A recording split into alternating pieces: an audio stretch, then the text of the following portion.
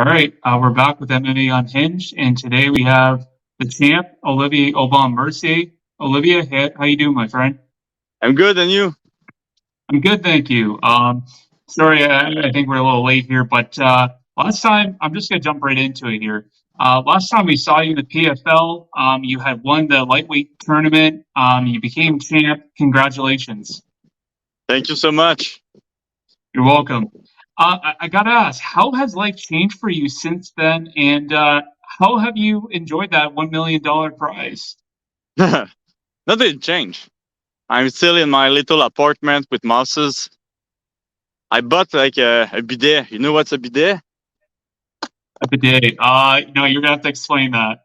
It's to wash your ass. You go on the toilet and it wash your ass. So I bought that. I bought like a really good one. So my toilet seat is really hot, and then it like push some water, really hot water in your in your thing, and then at the end there's a little to so it's not wet. There's like a little blow. How do you say that? Like, Yeah. it's so great. But like my life change is probably my favorite like talking subject right now, like for the last 3 months. So yeah, that's the only thing that changed my life. Other than that, nothing. Money is it's overrated, to be honest. Yeah, it sounds like you haven't really let that change you. You're still the same guy. You're still going into the gym. You're still grinding. So I'm glad to hear it. Yeah, yeah. I think So, everybody is happy close to me. Maybe they thought I was going to buy some crazy stuff for them, but never happened. I'm just there talking about my bidet all the time. that's good to hear. I'm glad you're taking care of that. Now, being the defending champ from last season, has there been any pressure being put on you for this season? And is there any expectations of yourself heading into this new season? Not really. I mean, I'm not the champ anymore. I'm the 2022 champ, and the 2023 champ, it's nobody. So I'm going to try to become champ again. But the thing is, like, I accomplished everything I wanted in my career. It was the biggest thing in my life last year. So it's a little bit hard to get motivated right now, since, like I said, I accomplished my everything I wanted.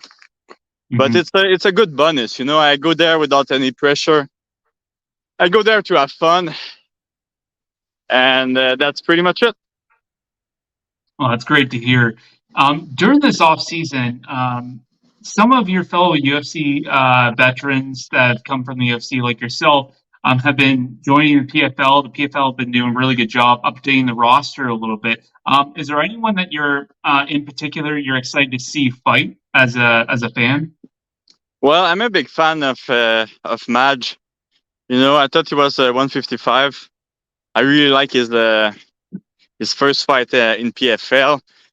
Unfortunately, he got KO in the last round against Manfio, but I really think he showed really great technique. So I'm looking forward to see him at 170.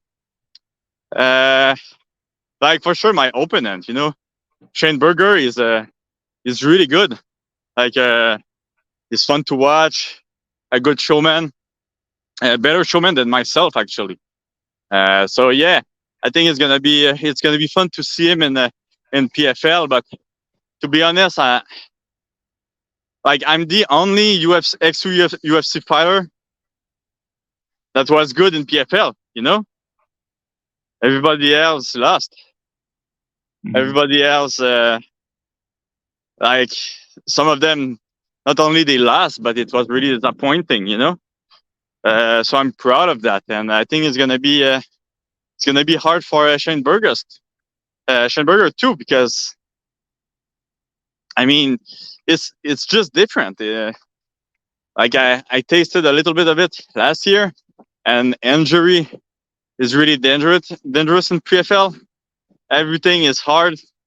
you have to fight 4 times in 8 months, and I think the style of Burger is like he take a lot of damage, and it's really good for the show, but it could be really hard for the for to win the tournament.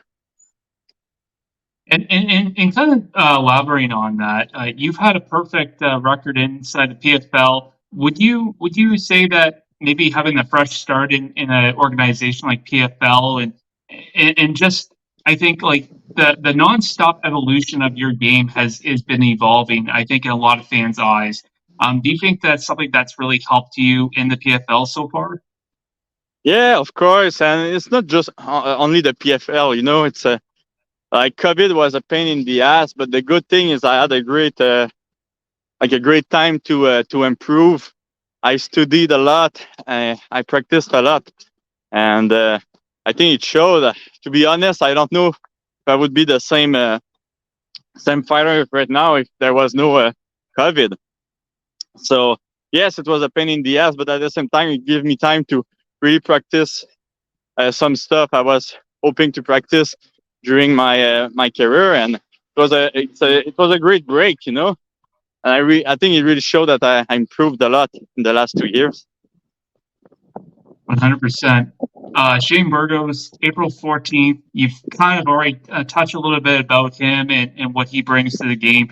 But what else do you think he will bring to this fight that makes this an exciting matchup? And what do you feel you will do that will make you successful in this matchup? Well, you know what? He's an ex 145. Was really big at 145, and those guys normally they switch to 155 and they do good. So I really have to be careful for that. If we think about Alex Oliveira, was a big 145. Didn't really do anything at 145. He was good, but not great like he was in 155. So it could be really dangerous. Those guys, even though they were fighting at 145, they could really surprise people. So you know what? I just have to be ready. It's the first fight of the year, and I think that's the hardest fight too, especially for the champ. Since I just come back from I just came back from a fight like 5 years ago, 5 months ago, and I had 2 months of break, and then I had to start again. So that's a challenge. I think the first fight is always the hardest for the champ. If we see every other year it's the same thing, so I have to be careful not to fall in the trap, to not be ready. And obviously, you're coming to win this fight. If I asked you your prediction, you want to win. But how do you see yourself winning this fight? Oh fuck, I don't know. I didn't even start doing the game plan, so I don't know. I think right now I'm still having fun training. We're probably gonna see the game plan in 2 weeks. And anyway, even though I had a game plan, probably I wouldn't say to you what it is. But yeah, that's it. I'm just gonna be ready. Awesome. And as I mentioned before, you're always evolving as a fighter. You get better, and in my opinion, you get better in every single fight. But is in the off season, has there been something that you and your team have working on in particular? Absolutely not at all. I mean, I didn't have time. I was trying to heal some injury, and I started training camp injured again.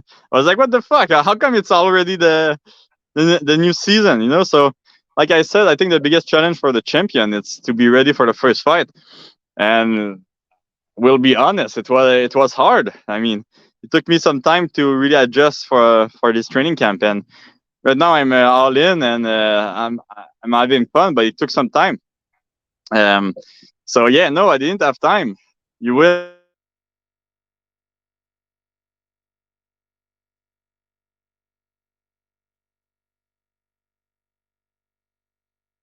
Like, That so it's not just physical, it's everything. It's like my mind was like so exhausted from last year.